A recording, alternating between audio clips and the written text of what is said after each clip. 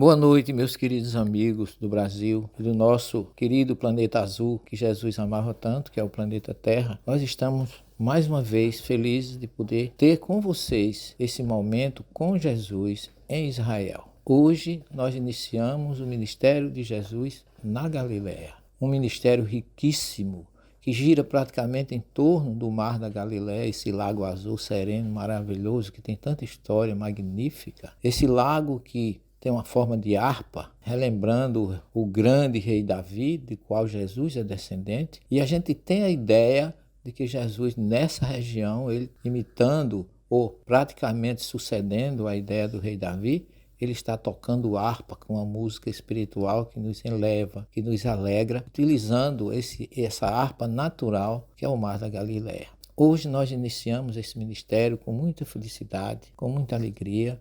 Iniciamos com o nosso grupo na cidade de Cafarnaum, uma cidade que Jesus escolheu depois de ir a Nazaré e não ser recebido muito bem pelos seus conterrâneos, a quem ele ama bastante.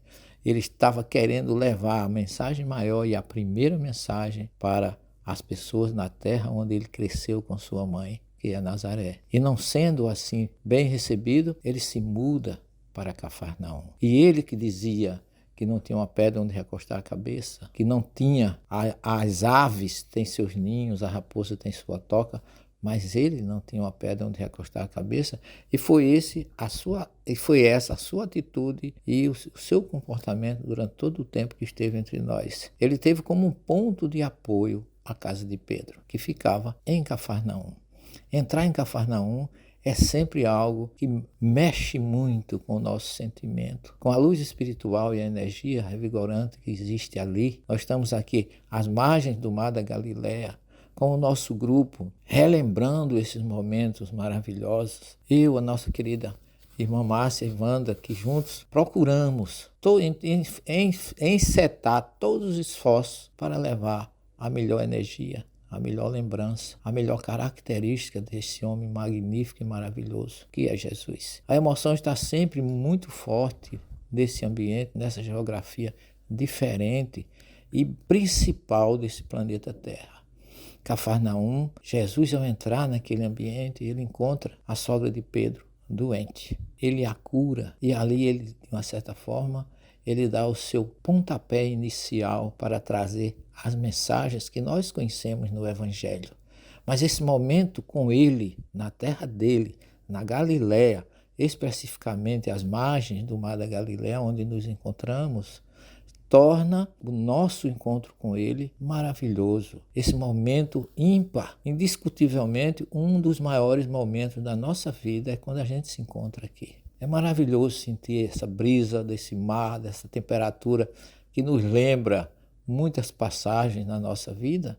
E quando a gente começa a entrar, como foi hoje, na manhã, os passarinhos cantando nas figueiras, a gente relembrando aquela estátua de Pedro, como se dissesse bom dia, sejam bem-vindos para todos nós, visitar a sinagoga onde Jesus começou os seus maiores e primeiros ensinamentos, visitar a casa de Pedro, relembrar o paralítico de Cafarnaum, que chegou ali levado por dois amigos que não têm nome.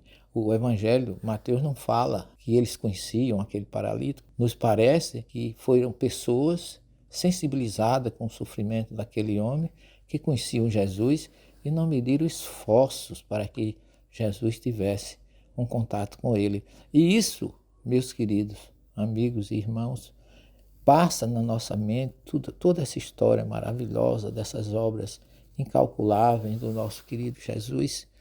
E na sua terra isso soa muito mais forte. Isso tem um sentimento e uma ação no nosso coração e na nossa mente que ninguém pode medir, só aqueles que passam por momentos como este. Nós ficamos uma manhã debaixo daquelas figueiras, olhando aquelas árvores às margens do mar da Galileia, visitando a igreja franciscana que ali se encontra, porque toda essa parte de Cafarnaum é dirigida pela Custódia da Terra Santa, que é um grupo criado por Francisco de Assis.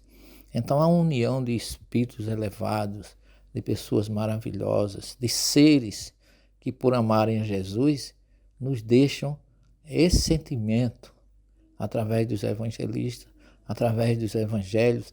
E a gente em Cafarnaum, a gente se sente assim, dentro de um grande evangelho, repleto de ações, de amor, das atitudes do nosso Mestre Jesus. Quando a gente vai se aproximando da casa de Pedro, das ruínas, que nos falam da casa de Pedro, avistando aquela igreja quadrangular ou octogonal, que nos leva cheia de vidros, cheia de janelas, que nos libertam com o olhar em torno de toda aquela região, avistando mais adiante aquela cúpula rosa da igreja ortodoxa grega, mostrando que todos procuram uma sombra aos ombros ou ao manto de Jesus. Então, é para todos nós sempre um motivo de alegria.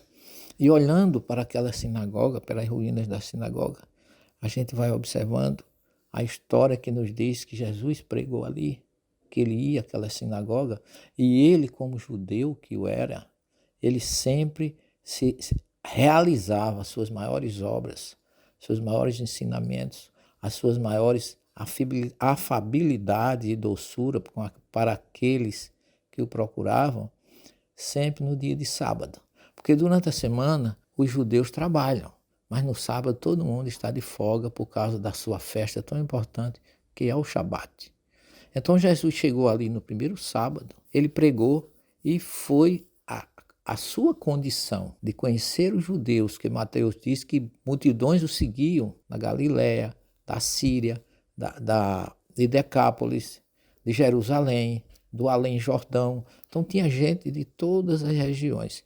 E quando Jesus começou a pregar a primeira vez, o seu ensinamento diferente, baseado certo na Torá judaica, mas o seu ensinamento diferente fazia com que as pessoas transmitissem umas para as outras a admiração que a sua forma de pregar, que era muito comum, pessoas que se destacavam pregar nas sinagogas naquela época, e ainda hoje assim o é.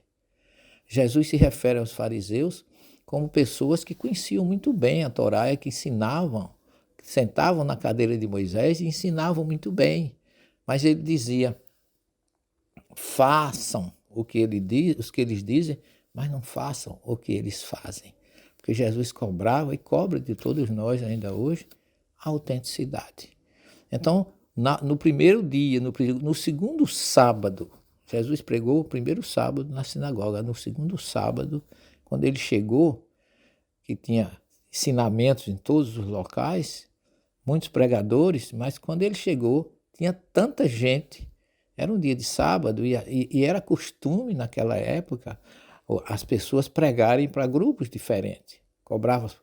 Pregava-se para os homens, pregava-se para as mulheres, pregava-se para os trabalhadores, havia uma divisão de classes para se pregar.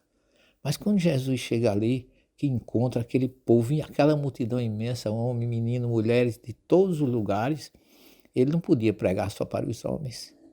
Então ele resolve, na sua capacidade espiritual de conhecer a necessidade de todos, ele resolve tomar uma atitude. E ele sai da sinagoga e caminha para o monte, que hoje nós conhecemos como Monte das Bem-aventuranças.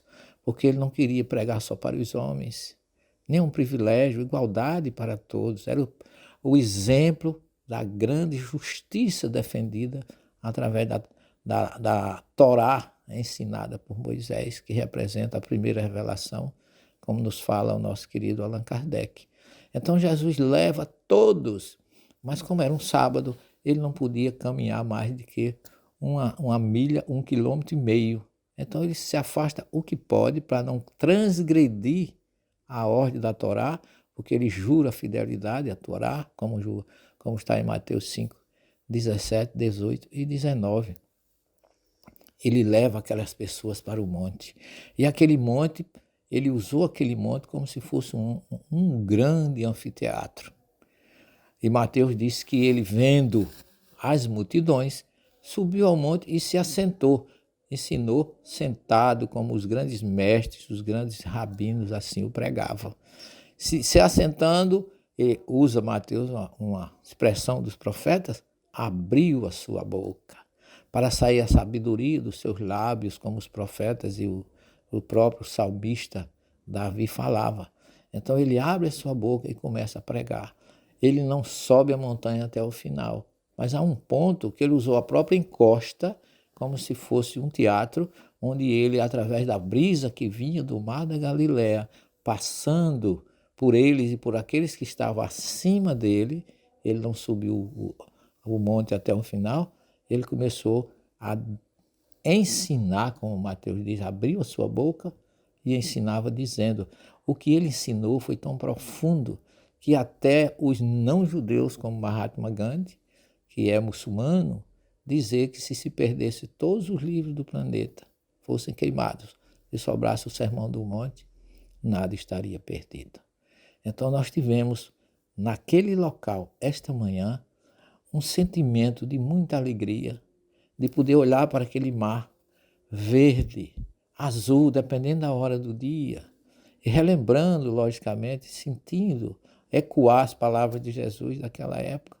Nós começamos a estudar com o nosso grupo, todos sentados na sombra de uma árvore, e ali nós tentamos, resumidamente, passar para eles a misericórdia, o amor, o perdão, a unidade, porque o Sermão do Monte ele é dividido em 3 partes distintas.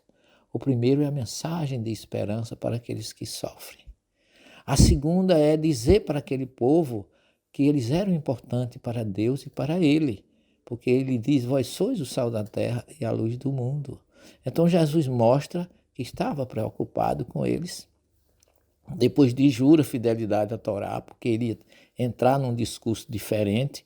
Ele não queria que entendesse que ele estava destruindo a Torá de forma nenhuma, nem se opondo ao seu ensinamento. Ele quis dar uma nova interpretação de conforto e de consolo. Então ele mostra a necessidade da gente perseverar, ir em frente, porque ele traz uma promessa de reino dos céus, diferente do reino material que dominava naquele momento por causa da opressão humana para aqueles que aqui viviam. Então ele diz que eles tivessem esperança que eles venceriam, que haveria uma colheita no mundo espiritual, como Kardec tem no capítulo do Evangelho, bem-aventurados os aflitos. Então Jesus vê que há uma aflição naquele povo, e ele os conforta, os exorta e os ensina com amor.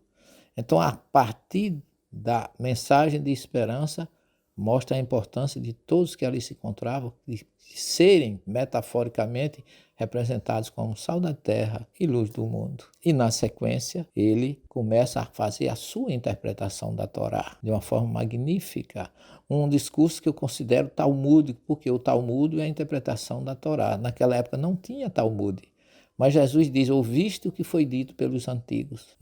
Ama o teu amigo e odeia o teu inimigo. Eu, porém, vos digo, amai os vossos inimigos e orai por aqueles que vos caluniam e vos perseguem.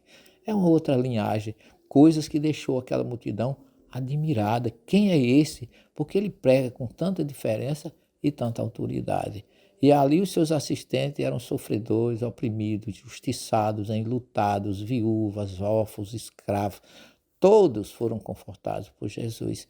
Isso deixa para nós uma responsabilidade muito grande e, ao mesmo tempo em que comungamos com a alegria de nós que estamos aqui com esse grupo do Brasil, neste momento com Jesus, pela felicidade de podermos ser co-participantes, aprendendo e procurando transferir para vocês essa paisagem inigualável, as margens do Mar da Galileia, numa manhã dessa em que o monte estava cheio de flores, a primavera está surgindo, nós estamos no mês de setembro, então nós estamos, antes de mais nada, aproveitando para agradecer a Jesus por esse momento ímpar, e nós vamos ter a maior felicidade de continuar todas as noites, trazendo essas informações e esses ensinamentos e conhecimentos que nós conseguimos construir na terra de Jesus. Tenham todos uma boa noite e amanhã nós continuaremos com Jesus entre nós.